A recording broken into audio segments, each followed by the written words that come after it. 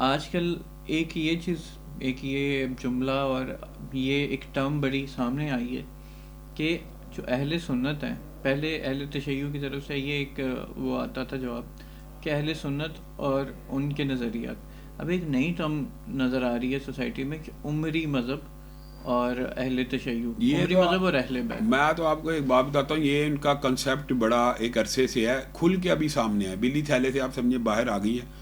تو یہ جو مکالمے اور مناظرے ہو رہے ہیں، اس سے کم از کم وہ ان کے نظریات بھی سامنے آ رہے ہیں جو پہلے وہ ڈھکے چھپے ہوتے ہیں. ہم جب کہتے ہیں تقیہ، تبرہ اور متع ان کے مذہب کا حصہ، لوگ کہتے ہیں یار آپ جھوٹ بولتے ہیں. اب وہ ان کو ڈیفینڈ کر رہے ہیں اور اعلانیہ کر رہے ہیں کہ سیدنا علی نے جی حضرت ابو بکر کے خلاف، حضرت عمر کے خلاف، حضرت عثمان کے خلاف کھڑے کیوں نہیں ہوئے؟ جی تقیہ کیا.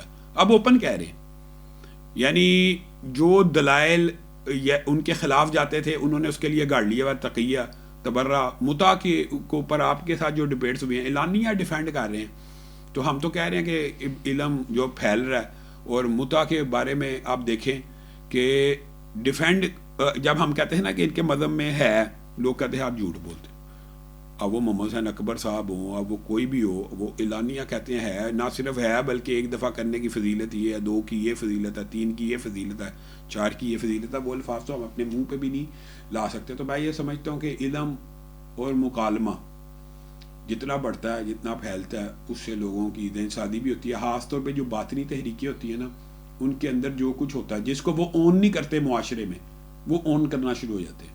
خاص طور پہ آپ کو پتہ ہے ایک ایسی باطنی تحریک بھی معاشرے میں موجود ہے جس کے بارے میں سب سے کم نالج ہے، لیکن والد محترم نے اس کے بارے میں کتاب لکھی ہوئی ہے، اسماعیلیہ. تو اب آغا خان صاحب کی وفات کے اوپر لوگوں کو کچھ نہ کچھ پتہ ہوا، تو پتہ لگا کہ ان کے اصل عقائد کچھ ہیں اور سامنے یہ کچھ پیش کرتے ہیں. تو آپ کو پتہ وہ بھی ایک شیعوں کی بگڑی ہوئی فارم ہے. تو بہرحال میں تو یہ سمجھتا ہوں کہ ان کے جو اصل عقائد ہیں وہ لوگوں کے سامنے آنے چاہیے. عمری کی بات آپ نے کی ہے، وہ جو شخص ہے وہ اعلانیہ حضرت ابو بکر اور عمر کے ایمان کے اوپر مناظروں کے لوگوں کو چیلنج دیتا ہے. تو حضرت ابو بکر اور عمر کے ایمان کے اوپر ایک بندہ مناظروں کے چیلنج دے تو اہل سنت کے پاس کیا آپشن ہے کہ اس کے ساتھ مناظرہ تو نہیں، مباہلہ. آپ کو میں کہتا ہوں کہ جب آپ کا دل کرے میرا اس کے ساتھ مباہلہ کروا دیں جو حضرت ابو بکر اور عمر کے ایمان کا قائل نہیں، مباہلہ کرائیں کہ اس کے اوپر اللہ کی لعنت ہو. وہ بندہ جھوٹے کی زندگی، جو جھوٹا بندہ وہ سچے کی زندگی میں فوت ہو جائے، میں اس مباہلے کے لیے تیار ہوں، آپ اس سے میرا مباہلہ کروا دیں. وہ کہتے ہیں، وہ کہتے ہیں کہ پہلے مناظرہ تو کر لینا، کیونکہ آپ صلی اللہ علیہ وسلم مناظرہ تو آپ نے بڑے لوگوں کا ان کے ساتھ کروا دیا نا. میں تو مباہلہ دیکھیں، میں یہ مباہلے کا لفظ اس لیے کہتا ہوں کہ لوگوں کو سمجھ آئے. اہل تشیع میں سے بھی جو بعض لوگ کہتے ہیں کہ ہم شیخین کی احترام کرتے ہیں، ہم ان کے ایمان کے قائل ہیں. آپ کے جو نمائندہ سپیکرز ہیں وہ کہتے ہیں کہ وہ ہم ان کے ایمان کے قائل ہی نہیں. ابو بکر و عمر کا ایمان کے جو لوگ قائل نہیں ہیں، یا تو آپ ان کو اپنے مذہب سے دیس نکالا دیں.